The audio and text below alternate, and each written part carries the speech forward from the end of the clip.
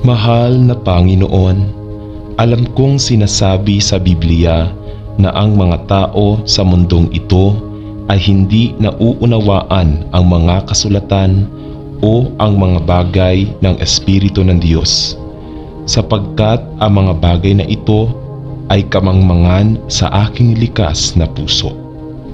Sinasabi niya na hindi nauunawaan ng mga tao ang mga bagay ng Diyos dahil ang mga bagay na ito ay espiritual na nakikilala. Bigyan mo ako ng espiritual na pangunawa at karunungan upang malaman ang mga bagay ng Diyos. Nananalangin ako dahil nais kong malaman ang mga katotohanang ipinangako mo sa lahat ng nagtitiwala sa iyo bilang tagapagligtas. Panginoon, minsan para akong nag-iisang tupa sa grupo ng mga gutom na lobo habang naglalakbay ako sa masamang mundong ito.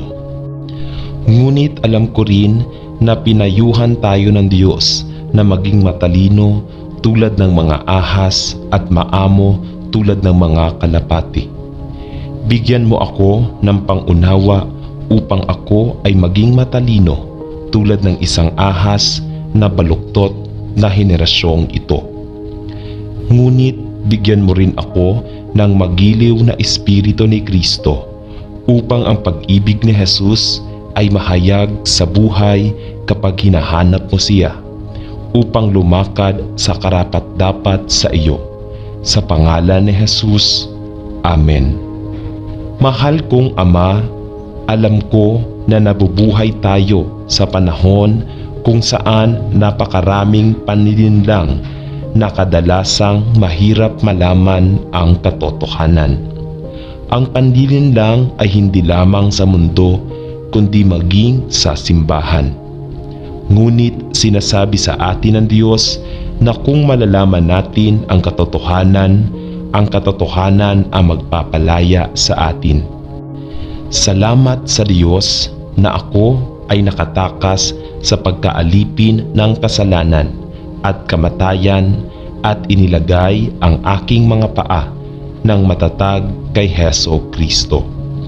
Ngunit hinihiling ko rin sa Diyos na bigyan ako ng kaunawaan at isang maunawaing puso upang malaman kung ano ang mabuti at tama, at makilala at tanggapin kung ano ang mali at mapanlinlang.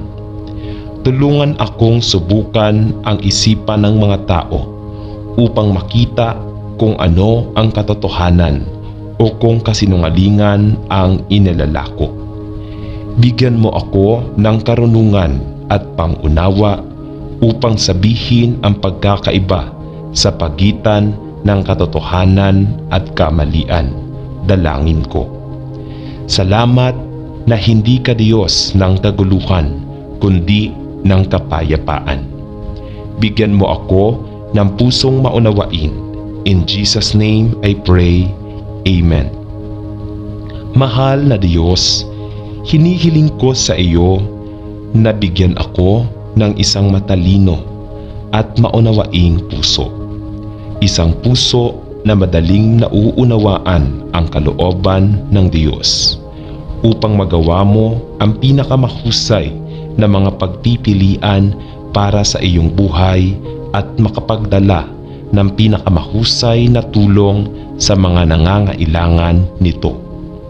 Bigyan mo ako ng pusong masunurin, isang pusong handa at handang magsabi ng maganap ang iyong kalooban. At hindi determinado na ang aking kalooban ang pinakamabuti.